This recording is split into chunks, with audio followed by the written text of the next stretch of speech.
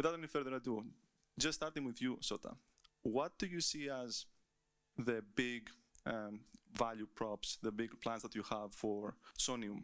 Yeah. And how is your vision for the chain? So thank you very much, Thodoris, for the introduction. My name is Sota Watanabe. I'm CEO at the Startale, and we are creating Sonium together with Sony Group. And I'm here on behalf of Startale today. And the mission is to realize the open internet that transcends the boundaries. And there are a bunch of the boundaries today inside of the Web3 space, such as Web 2 versus Web 3, the regulators versus crypto degen, real world and the crypto, and these kind of things. I think in a very long run, people are going to use Web 3 and the blockchain without understanding Web 3, without even notifying Web 3, just like internet of today, right? To make it happen, what we don't have today is not like faster throughputs or innovative consensus mechanism or these kind of things. What we don't have today is the strong distribution channel. And for example, transaction cost, one single transaction cost, cost per transaction became thousands times smaller in the past 3 years. It was $50 or $60. I still remember that age because I paid a lot. I contributed to the Ethereum ecosystem a lot by paying a lot of the gas fee. But thanks to a lot of the layer 1 and the layer 2, right now transaction cost is even less than 1 cent. Thousands type improvement, right? But we don't see thousands times adoption in the world. Why? Because of the lack of the distribution channel. And we would like to onboard next billion the people, not only for geek people and rich people, but also would like to onboard ordinary people on chain. Otherwise, we cannot make this pie bigger. And that's why collaboration is pretty much necessary and very important. That's why we are happy to work with Chainlink, OP, and other partners. No, that's indeed like looking back at the 3 years and the difference that this space has seen in cost and everything else, I think speaks volumes of what can be done. You mentioned L2s, which is a very natural segue to Urv. Urv, yeah. Would you mind telling us a bit more about your role and also what is the unique approach from the Optimism perspective that you guys adopt? Yeah, so many of you might know Optimism as a layer 2, but Optimism is much more than that. And so about, I'd say, 15 months ago, we really pivoted and really became the OP stack. And while Optimism, the layer 2 OP mainnet, is powered by the OP stack, many other chains are powered by the OP stack today. In fact, I think 30+% of layer 2 transactions run through the super chain. And Sonium is now part of the super chain, which we're super excited about. And our goal is to build decentralized scalable compute. And so we want to ensure that teams that have platforms have the ability to build blockchains easily, that are also scalable, that are decentralized, and eventually can hit stage 1, stage 2 decentralization. And so we continue to build that infrastructure, and we're seeing lots of teams pick up that infrastructure, which is really easy to use and deploy. Teams can go from testnet to mainnet within weeks. And we partner closely with many RAS providers that allow easy deployment of chains. And so we're seeing a massive proliferation of L2s.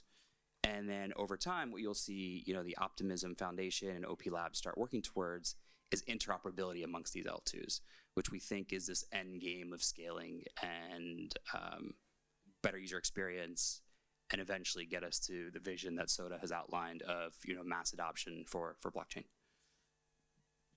The mention of stage 1, stage 2, and the benefits of decentralization that come from it are actually critical because they resonate with how we all got and why we all got into this industry, which is security driven by decentralization and reliability driven by decentralization. And I'm personally very well aware of how strongly Chainlink believes in that. So I'd like to perhaps pass the ball to Johann. And of course, Johann, you need to introduce yourself as well to the room and tell us more a bit about how security and reliability are key to what Chainlink offers in the space. Yeah, sure. So I lead the business team at Chainlink. I've been there for the last 5 years. Since I've joined Chainlink, our core mission was how do we actually make crypto happen? How do we make this vision that started with Bitcoin, that was followed by Ethereum, and that then was continued by DeFi, actually go mainstream. And since the very early days, the main thing that popped up was the vision makes sense, right? Every year since Bitcoin started, the Bitcoin folks and the crypto folks have been proven right by bank failures, by big data, stealing data from people, basically verifiable systems screwing people, right, left and right. And the idea of crypto is let's make things better. Let's remove counterparties. Let's replace non-verifiable systems by verifiable systems. Now, crypto has one thing that's very tough to work with. It's immutable. When something happens, you can never revert it. Meaning one security failure, one big data, like one wrong data point, and value is lost. And you can never recover this value. Now, if you go back in time, 2016, we had the DAO hack, right? How many years did this one single hack set us back for the industry? Many, many years, right? When DeFi started happening, we're all very, very bullish on DeFi. Now, I remember back in the day, 2019, projects would come up and launch a very exciting thing on-chain. And what we would see after 1 week or two, and I kid you not, that's what happened many, many times, they would get hacked, okay? And the hack we saw happen at the time was basically Oracle hacks. They would get a wrong data point on chain. This wrong data point would liquidate people or be exploited by some attacker, and they would lose all the money. So Chainlink's first mission in the space was how do we create secure price feeds? That's what we went about solving back 5 years ago. When we solved this issue, we started seeing DeFi popping up, DeFi really happening. We launched with Synthetics, we launched with Aave. Aave back in the day, like we all know it as a 12 billion bucks protocol today, a huge behemoth. Back then it was $0, right? They were just launching. And what we provided to these folks was security, stuff that actually works. And I think everything we're discussing here in this room, and the reason why we're all here, is to see mainstream adoption. It's to see Web 2 coming to Web 3, which you guys have been pioneering with Sonium and all of that stuff going on, right? But the main issue with that is if there is no security around these systems, then Web 2 will never adopt Web 3.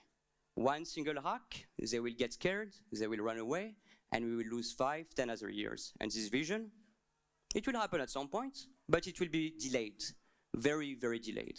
So our main premise is let's make it happen, and let's make it happen now, not in 20 years. So that's the vision. That's very inspiring, and I think the history, the brief history, not only of Chainlink, but the entire industry, needs to be always reminded to stay true to what we're building, because it's very easy in many ways to take a shortcut, create a better experience while violating some of the very original ethos of the industry. Because if we are going to, not honor decentralization, not honor that value add, we're effectively trying to replicate Web 2. And if we're trying to replicate Web 2, we'll probably either fail at it or won't offer an additional benefit for that industry to grow. So I think keeping that original values alive through our implementations is very critical. And Sota, I want to come to you with this because you have a very unique understanding. You have a wealth of experience in the space. You're in it for years. And now, with this collaboration and with working with Sony for Sonium, you are bringing a novel L2, a novel concept to life. Looking at that experience, looking at what you learned through the process with engaging with Sony and partnering on this, what are the use cases, or how do you view Sonium evolving? What will we see live on Sonium in 3-6 months from now, once Sonium is there? Yeah, maybe my answer is a little bit generic, but what I want to say is, crypto people, I joined the blockchain space back in 2015 or 16. So I have been here around even 10 years right now. And we kicked off our project back then in 2019. And since then, I think I have been trying to solve the Web3's problem, starting from technology. And then after developed the layer 1, layer 2, and a bunch of the middleware, and then I try to identify solution in Web3 space. But I think this approach is wrong, because all technical solution, all products should start from problem. But the problem of this industry is a lot of the crypto people only speak with crypto people. And there is a huge gap between crypto people and ordinary people. So, we have been solving the technical issues through technology. This is great. The technology is evolving, which is great, but we need to solve the existing problem. Starting from here, and we have to choose the tech stack. We have to decide what to develop through, starting from a problem. And that's why we chose OP, actually. OP is so far, I think the one of the most robust and the stable stack to develop the layer 2. And this is another reason why distribution channel is really important. Through distribution channel, I think I have opportunity to speak with a lot of the people in the music industry, a lot of the people in the movie industry, a lot of the people in the gaming industry, and the finance industry, even go beyond Web3. Then I'm trying to understand their problem. And after that, we would like to consider what to develop. So this is still initialization phase. So I needed to speak with a lot of the people. So, but in coming 3 months or 6 months, we are still making Web3 product. It's layer 2, right? So we're gonna start from Web3 people. So we're gonna focus on Web3 native approach, and we're gonna make a Web3 ecosystem, especially in coming months. But at the same time, we have to always consider how to onboard billion of the ordinary people on chain. So I'm going to consider how to onboard them by conversation, not only in a crypto, but also the people outside of the crypto ecosystem. So this is something we would like to do. Yeah, and this is, Johann said the great things, go mainstream. So this is actually one of our value. GM, this is GM. Yeah, before Sonium, GM stands for good morning, meaning representing underground culture of the Web3. But after Sonium, we would like to redefine GM as go mainstream. Actually, I used 3 days to consider this.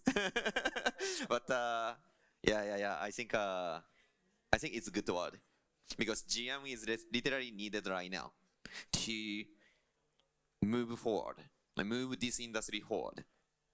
Yeah. So is it fair to say that Sonium will drive GM by having a very clear exposure to what established perhaps business models or established practices from Web 2 would care when they engage in Web 3, and you will be able to first translate that into a Web 3 use case? Yeah. I think when I say GM, it is a very nice word, because it represents Web 3, but go mainstream represents Web 2, right? So it's a really nice word. When you said go mainstream is what is needed for Web3, I don't know if any of you has this picture of product adoption in their heads, this curve, and there is always this chasm between early adopters and mass adoption. This is the first thing that came to mind, the GM being kind of like this kind of jump, bridging the chasm. Sorry, I remember right now. This is what you wanted to say, right? No. 80% correct.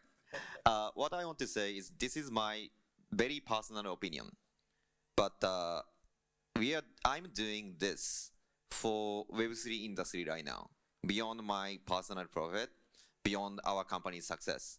If Sonium is successful, I'm really sure that a lot of big company or even government are really interested in the Web3, because see this is a successful case. A lot of the people may join us, a lot of the company may join this space. This is great, right? Right now, only 3% of the people are using crypto. If we have 100 people here, only 3 people are using. It's so small.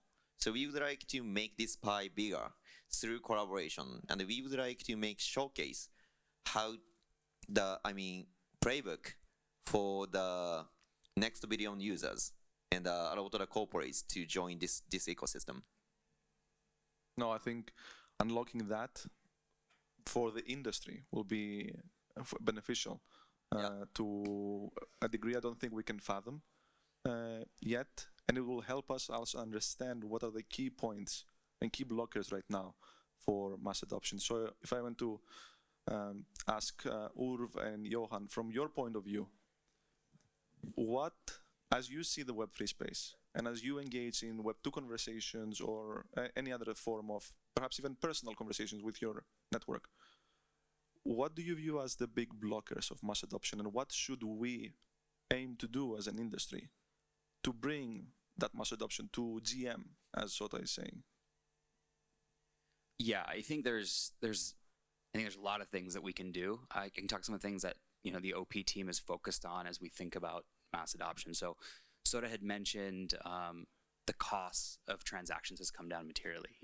A lot of that is engineering work that we've been doing at the layer 2 level and collaborating with the Ethereum Foundation to bring those costs down. So that was really the big blocker. As you think about the last cycle, and you had DeFi summer and all that was happening on Ethereum, which is very expensive for the average user. Now that's no longer the case, right? You have L2s operating at 1/10 of a penny, 100th of a penny transactions. Now you have account abstraction, right? So now gas isn't an issue anymore. And so now you think about the use cases in the surface area that opens up. Users don't even need to know that they're getting a wallet created for them. They can all be handled by the developer or the company that's sponsoring it. I think you see companies like, Sonium building layer 2s. So now you have more distribution platforms. The distribution has been an issue, right? When you have just Web3 native teams trying to invent product, create distribution, extremely difficult. As you look at what has succeeded in Web 2, it's usually there's distribution platforms that already exist, and developers are able to innovate on those distribution platforms. So my vision for Sonium would be to leverage the distribution that they have for all the app developers out there in the space and help bring visibility and eyeballs to those apps so we can get more, I would say, non-crypto native users on chain. And so there's a technical aspect of it, which is where we focus our time and energy. So cheaper transactions. As we go into next year, you'll see the OP team really focused on interoperability of these ecosystems, because the next big challenge really feels like, great, all these people are, all these teams are launching L2s. Now you have fragmentation, right? Which is, once again, breaking the UX for users. So we're going to continue to solve those problems, and that allows teams like Sonium and others to really focus on what's best for users and developers. Johann? Yeah, so I agree with everything you said. I think we've been making a lot of progress within the industry to make it more suitable for mainstream, right? Now, look, I think this industry has built a lot of the main primitives you actually need to go mainstream. If you look at DeFi, you have lending, you have borrowing, you have derivatives. You can send payments from one place to another easily on any chain. You can use Optimism to get very cheap gas. All of that stuff works, right? I think the next step is exactly what the Sonium team and the folks at Sony are doing. It's basically, how do we start onboarding the Web2 world into the crypto world, right? I think we've had a very kind of grassroots community up to now within crypto. Crypto basically started with a bunch of Bitcoin folks who everyone thought were completely crazy, going around the world telling people about decentralized money, warning them about inflation at a time when no one knew about inflation, right? What is inflation? That's crazy. Well, no, look, 8 years later, everyone knows very well about inflation, right? So I think this industry has had a very logical progress if you look into it, right? It's basically started with decentralized money. Then it went to smart contracts. How do I make something out of this money, right? Then it went into how do we bring data from the real world on-chain. And now it's basically how do we bring the on-chain world, like the off-chain world as a whole, on-chain. It's basically taking all the primitives we've been building and we've been trying out for the last 10 years and going out of this POC we've been on, which is the current crypto industry. To me, it's a proof of concept. It's like 100 billion. It's nothing. How do we take this mainstream? how do we GM, right? And the way we GM is we go from 100 billion to a few $1 trillion. And the way we do it is we get those distribution channels. Now, again, I'll go back to that. I'm a very boring guy. The only way this works is if we keep working for the long term. This industry has a lot of upside. It has a lot of stuff to offer to the world. We need to build secure systems that are reliable, because one unsafe system can bring down the whole industry. I think one risk I've been seeing a lot within the space is you have two types of companies that build within the space. You have the long-term folks with a vision, who believe in the space, who want to build things which will be here for the next 10, 20,000 years, really. And then you have another category of folks who come in and out of the space and build short-term systems. Systems which haven't been built for the long term. They've been built for quick FOMO hype cycle. My advice to everyone is, if you actually want to make this better future happen, and this crypto space happen, support the long-term projects and be very careful about the short-term ones. And the short-term ones are very easily identifiable. They're basically the ones with zero security and zero decentralization. That's my advice for everyone here. Support the good guys. All right. Great. It was great to see like how you all focus on that next wave of users, and it seems that everyone has identified more or less the distribution as the key point.